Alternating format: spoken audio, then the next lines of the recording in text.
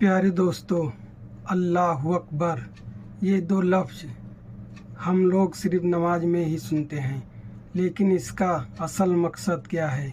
आज इस वीडियो में हम जानेंगे कि अल्लाह अकबर का क्या मतलब होता है। तो आप लोग ज़रूर इस वीडियो में लास्ट तक बने रहिए।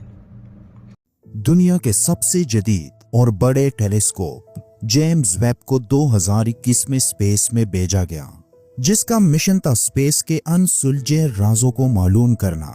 लेकिन तब इसे भेजने वाले साइंसदानों को भी मालूम नहीं था कि इस स्पेस टेलीस्कोप का असल मकसद तो वो राज ढूंढना है जिसके आगे कायनात की हर चीज बेमानी लगती है।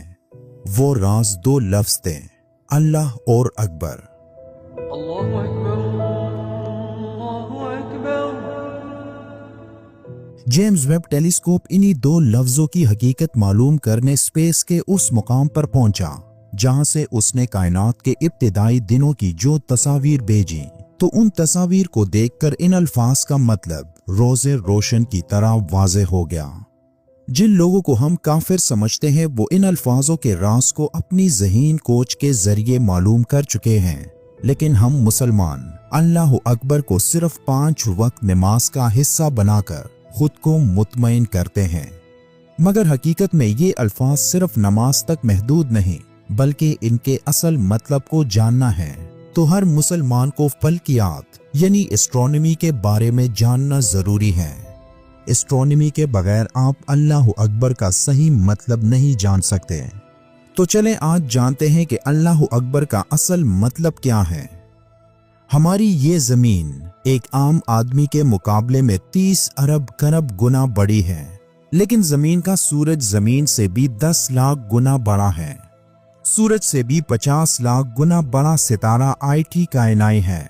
मगर ये भी कुछ नहीं, क्योंकि इससे भी बड़ा सितारा बैटल ज्यूस नामी सितारा हमारी जमीन से 30 करोड़ गुना बड़ा है। इसके बाद अब तक दरियाफ्त होने वाला सबसे बड़ा सितारा कैंस मेजूरिस नामी सितारा हमारे सूरज से 1 अरब गुना बड़ा है। अब आप कहेंगे अल्लाह अकबर, लेकिन रुकिए, क्योंकि इन दो अल्फाजों की बड़ाई के मुकाबले में ये कैलकुलेशन समंदर में एक बूंद के बराबर भी नहीं। जमीन जिस गैलेक्सी में है उसका नाम मिल्की वे है, जिसे गैलेक्सी में 300 अरब से ज्यादा सितारे मौजूद हैं। ये गैलेक्सी कितनी बड़ी है इसका अंदाजा इस बात से लगाएं कि अगर हम एक तेज रफ्तार चीज में सवार हो जाएं और वो 3 लाख किलोमीटर फी सेकंड का फासला तय करें तो तब भी इसे मिल्की वे गैलेक्सी से निकलते 1 लाख साल लग जाएंगे। लेकिन बात यहाँ खत्म नहीं होती, क्योंकि हमारी गैलेक्सी से बाहर एंड्रोमेडा गैलेक्सी मिल्की वे गैलेक्सी से भी दुगनी बड़ी है, जिसके बाद M81 नामी गैलेक्सी हमारी मिल्की वे गैलेक्सी से भी 60 गुना बड़ी है। फिर उसके बाद IC 101 नामी गैलेक्सी हमारी जमीन से 600 गुना बड़ी है। यहाँ इंसानी कैलकुलेशन दम तोड़ने लगती है और अल्लाह अकबर का हकीकी मतलब वाज़े होने लगता है, लेकिन मुकम्मल तौर पर फिर भी नहीं जान सकते। तो फिर हम कैसे इस लफ्ज़ का सही मतलब समझ सकते हैं? हम जब बार बार नमाज में अल्लाह अकबर कहते हैं, क्या इसके सही मानी भी समझते हैं? क्योंकि अभी तक हमने इन अल्फाज का 1% हिस्सा समझा है जो हमारी कहकशा और इसके पड़ोसी कहकशा तक महदूद है। लेकिन क्या आपको मालूम है कि हमारी मिल्की वे कहकशा जहां वाक़े है उस इलाके को विर्गो क्लस्टर कहा जाता है, जिसे क्लस्टर में 47,000 गैलेक्सीज हैं। अब इस तरह मुख्तलिफ क्लस्टर्स में कई लाख गैलेक्सीज मौजूद हैं और ये क्लस्टर्स मिलकर एक सुपर क्लस्टर बनाते हैं, जिस एक सुपर क्लस्टर में 100 के करीब क्लस्टर्स होते हैं। और इन सुपर क्लस्टर्स जैसे तकरीबन 1 करोड़ सुपर क्लस्टर्स दरियाफ्त हुए हैं। और इन तमाम बातों से भी ज्यादा हैरानी की बात यह है कि ये सब साइंसदानों के मुताबिक इस कायनात के सिर्फ 5% हिस्से में है। जेम्स वेब टेलीस्कोप इन्हीं अल्फाज को दरियाफ्त करने निकली है और जू वो आगे बढ़ रहा है, ये अल्फाज अपनी पूरी ताकत के साथ सामने आ रहे हैं।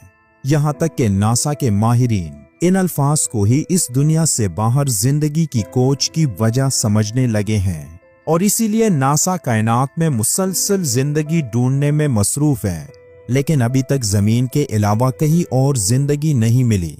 مگر اس کے باوجود یہ نہیں کہا جا سکتا کہ زمین کے علاوہ اس کائنات میں کہیں زندگی موجود نہیں، کیونکہ اس کا اقرار انہی دو الفاظ یعنی اللہ اکبر میں پوشیدہ ہے، جو ہمیں سکھاتا ہے کہ اس وسیع کائنات میں ریت کے ذرے سے بھی چھوٹے صرف اس زمین پر زندگی عقل تسلیم نہیں کرتی۔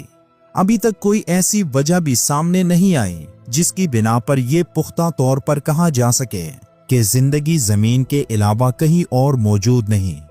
کائنات کے مالک نے انسان کو اپنی بھیجی ہوئی کسی بھی آسمانی کتاب میں یہ نہیں بتایا کہ تمہارے علاوہ اس کائنات میں اور بھی مخلوقات بستی ہیں، لیکن خالق کائنات نے اس بات کی نفی بھی نہیں کی، شاید اس لیے کہ انسان کے اندر کا تجسس ختم نہ ہو جائے اور وہ دنیا میں آنے کا مقصد صرف کھانے پینے سونے اور جانوروں کی طرح زندگی گزارنے کو ہی نہ سمجھ لیں۔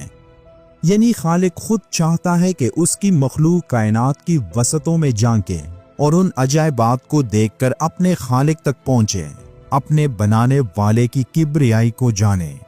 خالق کائنات کی شان و عظمت کس قدر بلند و بالا اور بڑی ہے اس کو سمجھنا ممکن نہیں، لیکن اس کی نشانیاں کائنات میں پھیلی ہوئی ہیں اگر غور سے دیکھا جائے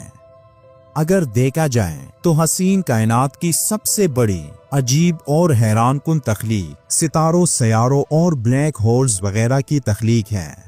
انسان جیسے جیسے اس تخلیق اور کائنات کو سمجھنے کے لیے آگے بڑھ رہا ہے تو ویسے ویسے انسان پر یہ واضح ہو رہا ہے کہ جو کچھ اس نے دیکھا سمجھا اور پرکھا تو وہ کائنات کا ایک چھوٹا سا جز بھی نہیں۔